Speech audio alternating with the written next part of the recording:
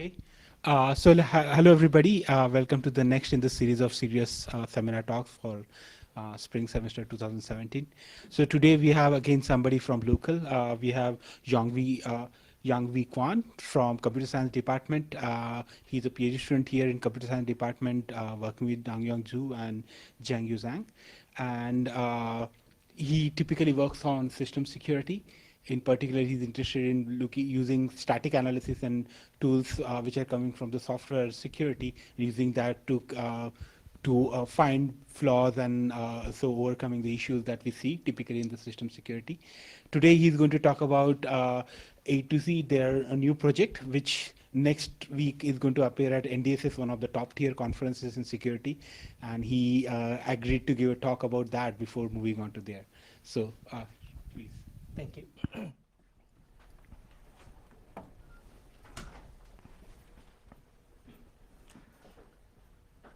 Thank you, and good afternoon. My name is Yong Kwon, and today I'm going to present A2C, Disrupting Exploit Execution via Input Perturbation. This is a joint work with Purdue University and University of Georgia. So this winter, we had quite a nice winter, but in the securities, the weather is quite bad. We have so many vulnerabilities every day coming up. So essentially, we are living in a world of vulnerabilities. Just to name a few: buffer overflow, integer overflow, ROP, use after free, heap spraying type confusion. There are so many attacks and so different ways to break the systems. But we shouldn't be that depressed because we have also good guys.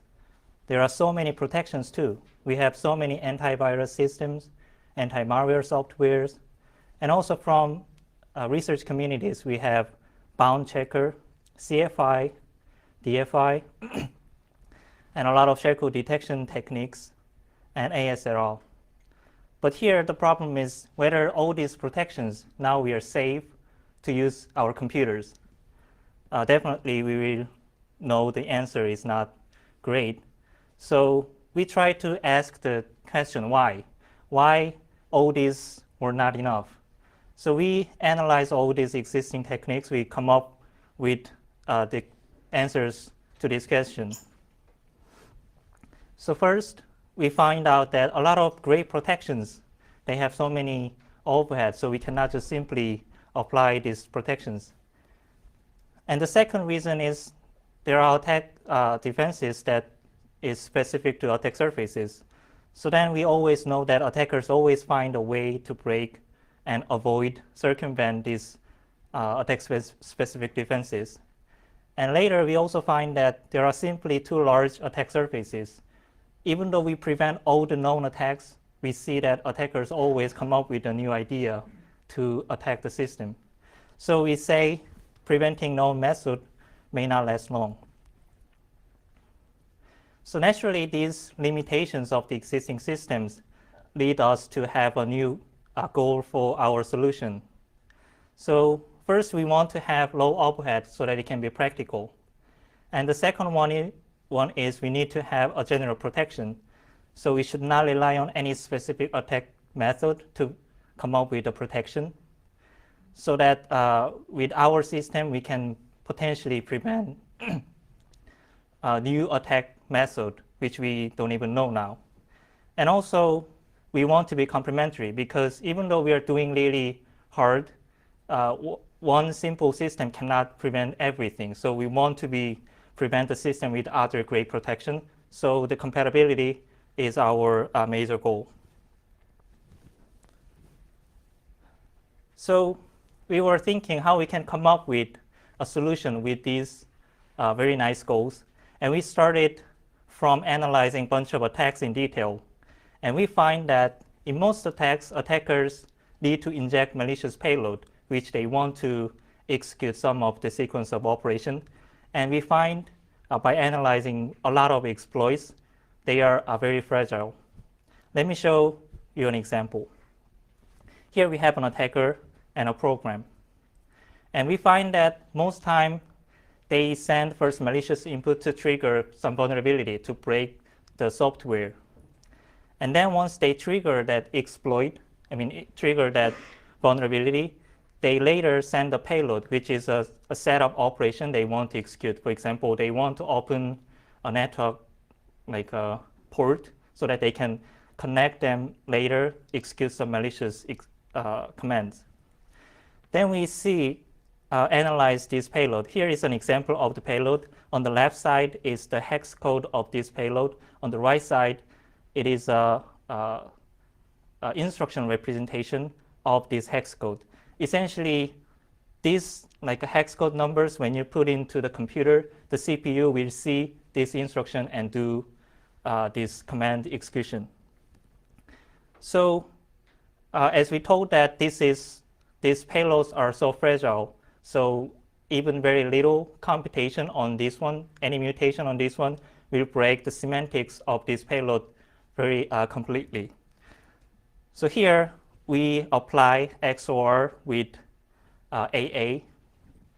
Then this is the result. Here you see like the first number 31 becomes 9B, and all the following numbers are changed. More importantly, you see on the right side, when the CPU sees this changed payload, it will see totally different instructions. So you see this payload is totally broken, and attackers cannot achieve their goals, what they intended first. So we build a system on top of this observation. Here is the high-level idea of our system. The program execution first starts with the inputs, and whenever we get inputs, we encode so that we get the encoded input. And when the program, and then the program will feed this encoded input. And when an attacker wants to execute their exploit, the payload is already encoded as we just saw in the previous slide, so the attack will fail. But this, you may have some question that what if they want to actually read the input and process something? So when the program execute a benign request, then we actually decode the inputs for that request, and then the program behave correctly. So because I just show you how we break the exploit, now I want to explain how we guarantee the benign execution is correct. So let me start with a simple input. It's a HTTP request with the post, and the path of this request is index.php, and there is a HTTP version specified this request. And before it gets read by the program, we first encode the input. So here we see I just do a simple minus. You see that like a P becomes O because P minus 1 in ASCII code is O. And all the following inputs are we just apply all the minus 1 operation on each byte. And the web server gets this input, and of course they want to parse and process input to generate outputs. Then we will do decoding for this web server. So when it wants to do some operations on it, we first take the encoded input, and when it wants to understand what's the command of this HTTP request, then they want to read the first 4 bytes of the request. Then we just take the 4 bytes and decode and give it back to the web server. So the web server can operate correctly. And it does for path, also for the version of the HTTP protocol. Now it gets all the correct inputs and produce correct outputs, even though we encode these inputs. So maybe naturally you may have some question, because we definitely decode some inputs here. And the question may be why the payloads are not decoded, even though some inputs are decoded for the benign execution. So here is our answer. So the first thing is we actually decode based on the program's intention. Means that we respect the program's original intention of how they use the data. So we statically analyze a program and decode when the inputs are used by the program as the intended data. So you may think of there's no program, I mean, it's quite strong, but there's not much program that takes the input from the outside and try to cast this input as an instruction of the CPU and just execute. That sounds like a backdoor. So that also echoes our second point. These malicious payloads are actually not supposed to be executed by the original program. So what we do is we do not put decoding logics for this unintended execution, but we do decode for intended program execution. So all these 2 points actually came from an assumption that inputs should be data, not the code. So A2C, our system, allows inputs to be accessed as intended types of data, but it will break the code execution, which is unintended types of data, when it gets injected and exploited. So let me explain our system, its overview. So we first get the original program, and then we do static program analysis. The program analysis part consists of 2 parts. One is constraint solving and a static analysis. This one is quite complex. We will get into the detail very soon. So that's why we use constraint solver, which is G3 from Microsoft. And during the static analysis, we use LLVM. And then after this program analysis part, we get the instrumented program, has encoding and decoding functions. And then we also need to have the runtime support to execute these encoding and decoding functions. So let's start from static analysis, constraint solving part of the program analysis. We first need to answer when to decode and encode. Maybe the first question is a little bit simple. When to encode is fairly simple. We just say encode any incoming untrusted sources at library level. For example, if a program receives some untrusted buffer from outside, from network, then we just encode everything. If the program reads some untrusted files, we also encode everything. But the problem is when to decode. Intuitively, we can say we can decode when the encoded values are used. But we soon encounter this question.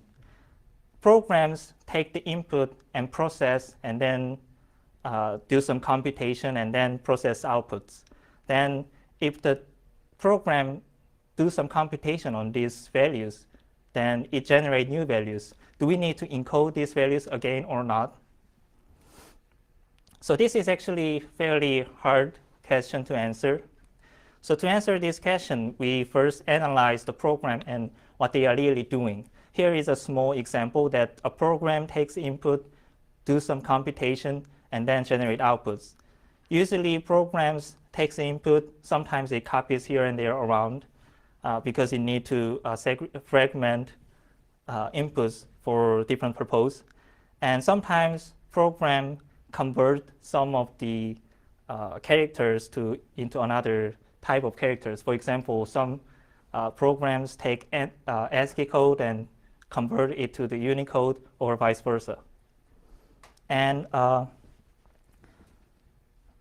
the other types of operations like read and compare, essentially this one is a common operations in the parsing. So you first read the input and then have a predicate like if statement and then do something depending on the input. And also a lot of programs do like cast the inputs and do a lot of computation, for example, encryption, like mathematical programs. But in our context, because we are assuming that inputs could be malicious, we need to think about if we decode in these kind of operation, whether this is safe. Definitely the first one, copy operation, is not safe because copy doesn't change anything. So if we decode operation at copy operations, then essentially we are helping the attackers. We just get the input, encode it, and decode at the right time. But the conversion is a little bit difficult to answer because there are quite simple conversions, but also there are quite complex conversions. Actually, there is a papers, like a lot of people thought that Unicode can break a lot of shellcode, because when you think about the Unicode always, not always, but for English letters, you need to always have zeros in every other bytes. People think that it will break a lot of shellcode, but there is also a lot of papers on it saying that with these kind of restrictions on numbers, you can still generate useful shellcode. So this one is quite difficult to answer. So let's move on. And there is a read and parse, a read and compare, which is parse. This one is fairly simple to say, because when they compare, actually they made a small copy of big chunk of the buffer, and then they compare, and then after comparison, soon they dispose the data. So we are saying this is safe to decode. So we have quick answer here. And also the computation. This is also similar case of the conversion. There are simple computation that we may see it as a copy, or there are very complex computation, which is hard to know whether it's safe to decode or not. So essentially, now we focus on these two complex cases, and we conclude that answer this question is essentially we answer the question of can attacker control the result after computation. For example, if the attacker send A and after the computation they get X, and if attackers send B and after the computation they get Y, that means that if attacker knows if A will get result of X, if B get Y, then he will prepare their shellcode beforehand so that even after the computation, their shellcode will get the right format. So in this case, we think that this computation is not safe to decode, because as you can see, after the computation, attackers still have control over the data.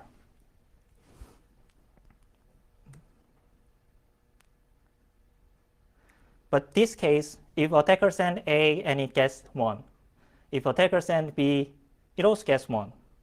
No matter you send, you get always 1. In this case, pretty much we can say this is safe, because even though attacker knows the operation, attacker may not leverage this one to construct, because all attacker can have is just single number 1.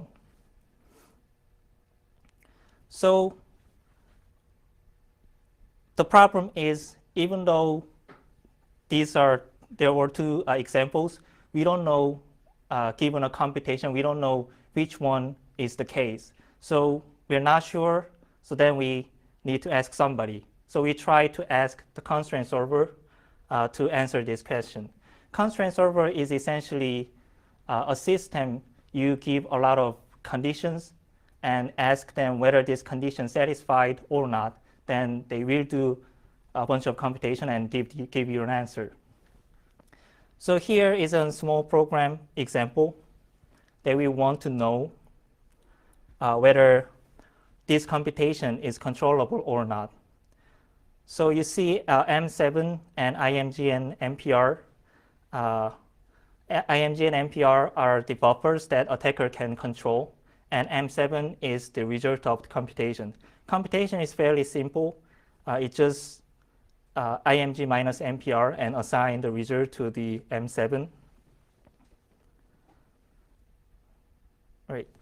And one important thing is you need to notice that here M7 is unsigned int, which is 4 byte in most operating system, and IMG and MPR are unsigned short, which is 2 byte. So let's keep that in mind and see what happens. So to ask the constraint solver, we actually need to change the program language to the language that constraint solver can understand. So now we want to model this line 6, the computation, to the constraint solver language. This is an example of constraint solver language. The first, we model the computation. It's fairly simple. It's the same operations. It just does IMG minus MPR equals M7. And then we also give the range of the value. Remember that we have IMG and NPR are unsigned short, so we give the range of unsigned short, which is 0 to 65535. And then finally, we give the condition that whether the result M7 can be a payload. Here, the payload is an array of giant data, which we collected from a lot of different websites, which is essentially representing shellcode, rough gazettes, binary code, any possible random numbers. We collect these data from all kinds of different sources and made a 1.4 gigabyte a large payload pool, and we compare this data, concrete data, with this condition. And then we throw this operation to the constraint solver and wait for the answers, and constraint solver say yes or no. Then we take this answer to answer the question. So essentially we use Microsoft G3 server, and we get the payload from internet like exploit database, meta-exploit, sharestorm.org, and a lot of rough gadget tools we run on existing binaries. And also we generate a lot of random numbers using random generator. And also we decompile all existing Linux binaries on my computer and then put into the giant payload pool.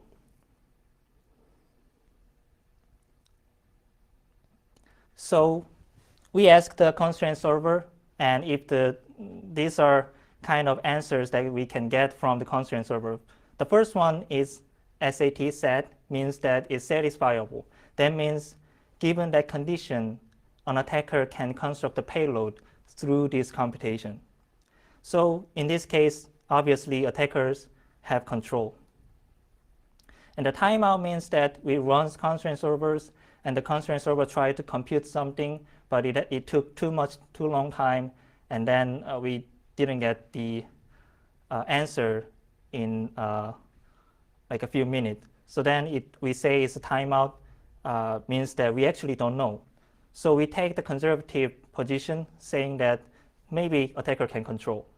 Unknown also means that constraint solver think that the computation is too complex, and some of the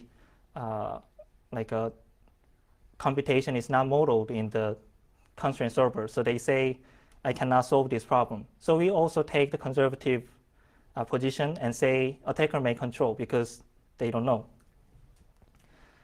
But there are some cases that say that for sure, given that your payload pool, attackers cannot generate meaningful payload after this computation.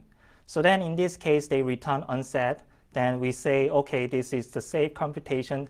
After this computation, the payload is totally broken. So now we can come back this. Yeah. So my question is, but then there can be also some legitimate program where it will fail, right? You may not be able to, there will be legitimate program, and then when you get them, basically you won't be able to make them working because you make the attacker's payload fail, right? Right. So there is also some false negative, or I don't know how you call it, that there are some legitimate code which are not attacker code and they won't succeed. Actually, the answer is we guarantee the benign executions, correctness of the benign executions, so there's no breaking.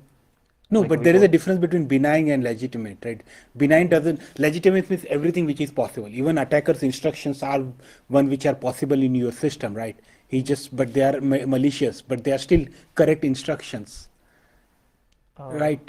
Or, I mean, how you make sure, what's not clear to me is how you make sure that, are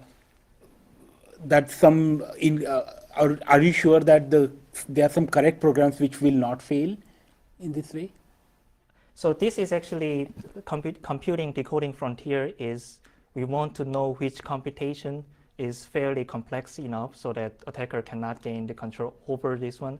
But guaranteeing correct execution is more about how we can completely find a because we blindly encode all the inputs, we need to find all the cases that inputs is used. So that one is done in the static analysis, which we covered a little bit later. This one is just, right. The first problem is actually without this decoding frontier, what we can do is we just encode everything and decode everything. But that incurs a lot of overhead. So what we want to see was, because the inputs are going through some computation and then soon it will be difficult to exploit, then we are saying that we may not need to decode everywhere.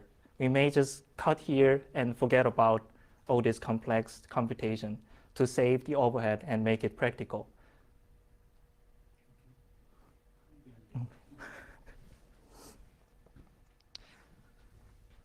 So now we can come back to this question and can answer which one is safe, which one is not safe.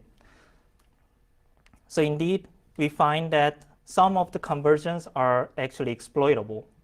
If they know how they convert input to another values, they can prepare the payload in a very smart way so that after the conversion, it still has malicious payload. And also some simple computation, for example, like +1 multiplied by 2. These are, if attacker knows that computation beforehand, they also can prepare this payload so that it can survive after the computation. But we also find certain complex computations. After the computation, they have no access to generate some meaningful things. So here we have 3 exploitable, 2 fairly safe. So then we define it as a decoding frontier. Decoding frontier is essentially a computation that is fairly complex enough so that after this computation, attackers lost their control. So we find this decoding frontier using a constraint solver. And before this decoding frontier, we define the program space before this decoding frontier as an exploitable space, meaning that in this space, still attacker has much of control. And after this decoding frontier, we say program space, data in this space is fairly safe. So it's fine to decode and let it go. So now using all the answers from a constraint solver, we try to enforce our encoding and decoding scheme using static analysis. So we use LLVM, and the first question here is how we come up with decoding and encoding sets. Essentially means the places we want to decode, the places we want to encode. So as we covered previously, encoding set is a little bit simple. So we just encode every incoming untrusted sources that the library calls, for example, like receive from networks, read from untrusted files. And the decoding set, here we have a little bit clear answer that we decode whenever encoded values are used so that it will not break any legitimate functionality. And here we have one more further optimization is that we can decode inputs permanently at the decoding frontier. So after the decoding frontier, the execution is exactly the same the original program. We don't interfere any execution beyond the decoding frontier. So we use context, flow, and field-sensitive static analysis, which is very complex, to finding these decoding and encoding sets. So this guarantee benign execution and legitimate inputs will be processed correctly without causing any crashes. So let me explain how we instrument. We have this little program. It first receives some input from untrusted network. So there is an untrusted buffer will hold network data. And later we have a predicate that compare a contents of the buffer with the constant. And later we also have mem_compare function with this buffer. So first, right after it gets data from the network, we just encode the buffer. And the second one, when it compared, which is used by the program, we decode this exact buffer and then the computation with this constant will be succeed. And also, we do decoding at memcopy. So this will make the legitimate execution correctly. But we find a problem of just enforcing that things. Here is another example. We have one more statement within the predicate, which is memcopy. And what it does is put the constant into the untrusted buffer. So now we see what happens in here if we enforce our instrumentation. Here at the last line, the memcompare, we can see that this untrusted buffer actually comes from this receive from the network or this constant. So then let's think about what happened. So if we just decode untrusted buffer like blindly, then it will break the functionality when it has the constant string. Because constant string is not encoded, if we decode it, then it will have some weird values, and then the comparison will result different outcomes. But if we not decode this untrusted buffer, then it will break the value. It will break the program when the value is from receive. So here, our answer is we also encode the constant. So then now we can see that decoding blindly untrusted buffer will not break in any context. So this is how we will change our instrumentation. So we encode the constant in the memcopy. So in any context, untrusted buffer is always encoded. So now we come back to these basic questions that how we know all the encoding sets, all the decoding sets. So now we have more precise answers. We encode in incoming all untrusted incoming sources and library calls. And we also encode all the constant that can be written to any of already encoded buffers. And the decoding is the same answer. We decode when the encoded values are used. And one more optimization is we can decode permanently at the decoding frontier. So now I will show a little example of how we prevent ROP attacks. Essentially, ROP attacks is you corrupt the stacks and you corrupt the return address in the stack so that after it's exploited, then your control flow will go somewhere that attacker wants to go. So here we have a local variable. The size is 255. And there is a loop. And within the loop, there is a function that returns a string. And this string is, which is TMP, can be controlled by the attacker. And as you can see, right next line, we have a predicate, and it's used, it compares with the constant, so that to guarantee the correct execution, we decode here. And the next line is like strcat, means that concatenation of the string. Because this one is copy operation, we do not decode the TMP. And now we see what happens when it is exploited. Here is the ROP gadget that is injected into the system. Essentially, ROP gadget is an address that points to somewhere in your program that holds some meaningful instruction and as well as the return instruction. So we can see here the first ROP gadget points to a move instruction, and also return instruction is just followed. And there is another ROP gadget, another move instruction, and also return. So simply, we also do XOR operation on this guy, and then we get this. As you can see, the addresses is totally different, and it doesn't even point to valid addresses. So as soon as this one is exploited and try to execute this ROP gadget, it will just jump to somewhere random addresses and will fail, will crash the program. So now I will show some of the evaluation result. And this is the performance graph of our A2C. And we evaluate first 18 vulnerable applications, and we use fairly large inputs to test. And as you can see here, we have around like 6% of the overhead. And some of the program we have a little bit more overhead, close to 10%, which is like Apache or some XML parsers. These applications that has a lot of intense operation on inputs, because we decode more, it has a little bit more overhead. And this is the performance evaluation from the spec 2006.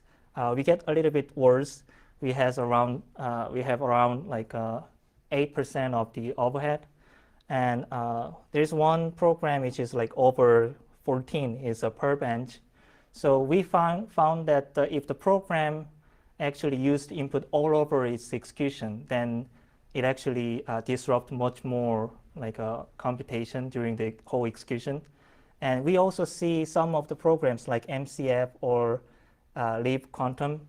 These are very fast and then we analyze why, and we saw that these programs, first they read the input and they transform all of them into some primitive values, and then later they do a whole lot of computation without accessing original inputs at all. So essentially they have very like a thin layer of processing inputs and converting inputs so that attacker cannot exploit like a very few steps of the execution, and then whole other executions are like just pure computation after the input processing. And we also evaluate effectiveness of our tool. So we tested 23 different exploits on 18 programs, and we prepare 100 payloads. 50 is a shellcode, 50 is our rough gadget for each program. And you run and see what happens. And we just apply XOR with AA on this malicious payload. And we found that for the shellcode, which is a sequence of the hex code representing these x86 instructions, for these kind of payloads, we see that after our computation, after our mutation, only 3 or 4 instructions can be executed. But something very important to say is that even though they can execute 3 or 4 instructions, these are very different from what they are like, what the attacker really wants to execute. As we saw in the first few slides, we saw that the first one was XOR EAX. That's what the attacker wants to execute. But after the mutation, we see like F weight about the floating point computation, which attacker has no idea what they want to do. So, and also we evaluate a bunch of rough gadgets, and we see only 0.1 average number of rough gadgets are executed.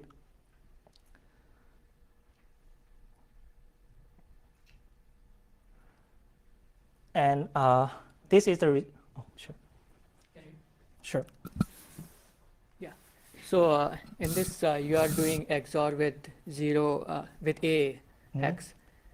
Is there any particular reason? Because if you are fixing that value, then attacker knows that this is a George value you are using, and they can exploit that. Sure. This I just pick X like a AA just for the for the sake of presentation. Actually, we are having a lot of different keys, and essentially we are using like one-time pad encoding. So we prepare bunch of one-time pad encoding keys before the execution, and then during the runtime, actually we pick randomly one of them. So actually we will also cover at later slides as that was actually right? Quite a big problem, right? Big critical question for this paper for a long time.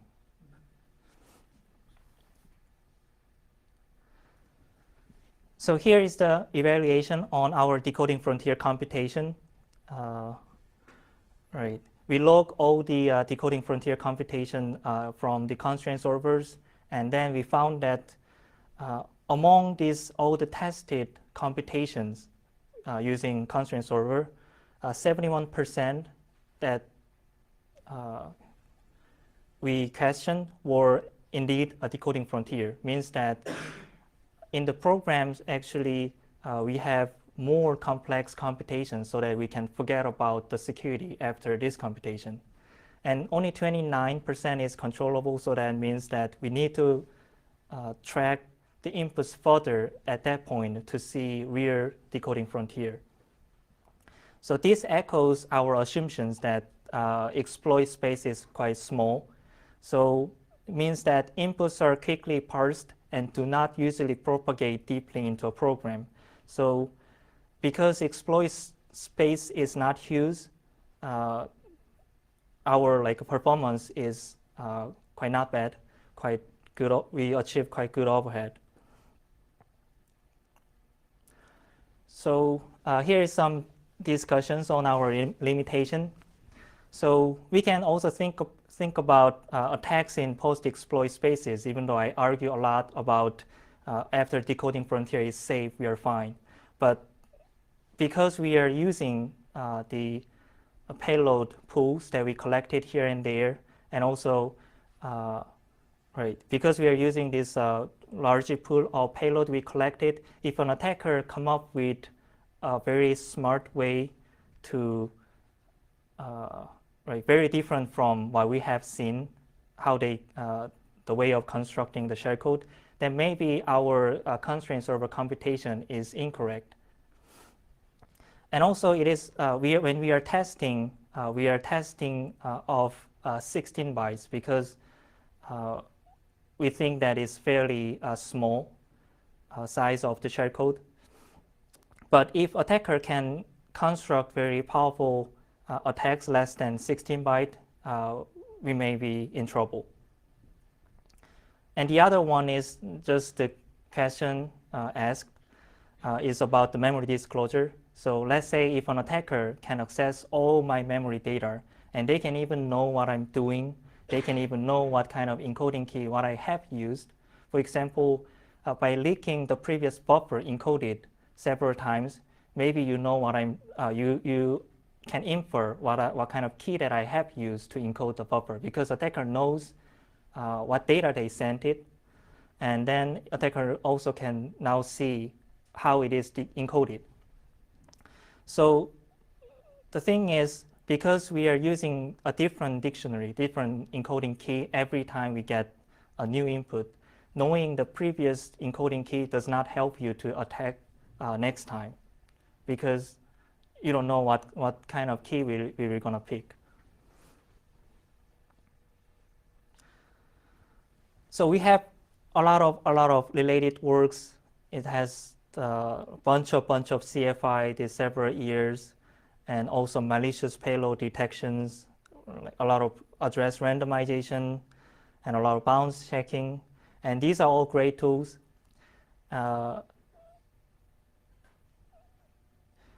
The key point of our solution is we are trying to attack a different perspective. For example, CFI try to focus on the control flow. They want to enforce whether the program goes the right way. And malware payload detection, they use machine learnings and try to see the patterns. And randomization, they need to disrupt these address spaces so that if attacker has some strong assumption on the layout, then they cannot, with this address randomization, they cannot prepare the payload. We are essentially trying to attack on the different perspective, which is from the data. So what we are doing is we encode all the inputs and then try to decode at when the program is legitimate, we want to use these guys, and then we decode. But we think that most of attacks happens they break the assumption, break the intention of the original program. So we are attacking that point. So here is the conclusion of our talk. Is we present A2C, which provides a general protection against a wide spectrum of payload injection attacks. Even maybe we can prevent some unknown attack surfaces. And the way we do is we encode all inputs from untrusted sources, and then we decode right before when they are used,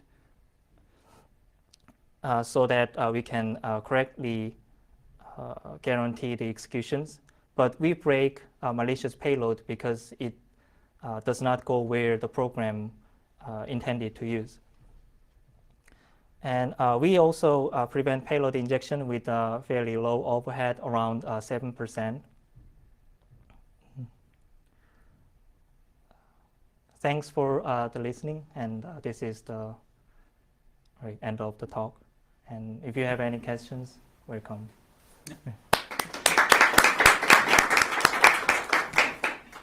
Question? Okay. So let me start then, continuing from what he asked, and you actually, that's what I was alluding to. So you assume that you keep on changing keys, but for the one-time pad, the key challenge is that the more you use it, you should not reuse the key. So there are two aspects. What if somebody decide to reverse engineer your program? Mm-hmm. Then they will be able to know what is the next key that you're going to use. Mm-hmm. Okay, let's say you assume that adversary has access to the copy of the program, and then you can reverse engineer possibly to find out what is the next key that's getting used. Okay, and the second thing is, even in that, let's say if that's not allowed to the adversary, you are going to, there is only this much keys that you can store. After, let's say, using running this program for 1 million times, then you are exhausted the key space that is available to you, and you're going to use back again the key that is used for the first time. That's true. So any thoughts on both any of these questions?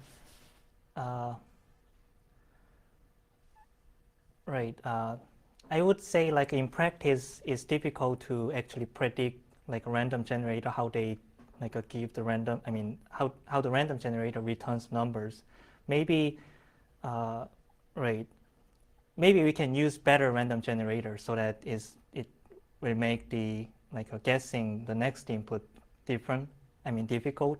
And the another one is because we have, ideally we can have the infinite number of one-time pad, but of course in practice it's impossible. So we need to store some a concrete number of things. So maybe I think it's a good way to enhance the security of, in this case, is maybe we can restart the program or time to time, so that after a few hours maybe you can refresh your all the one-time pad, so that let's say an attacker gets some idea in this morning, and they have analyzed and they come up with a nice idea and try to attack on the afternoon, and then now they see a whole different system. I think that one can be easily done.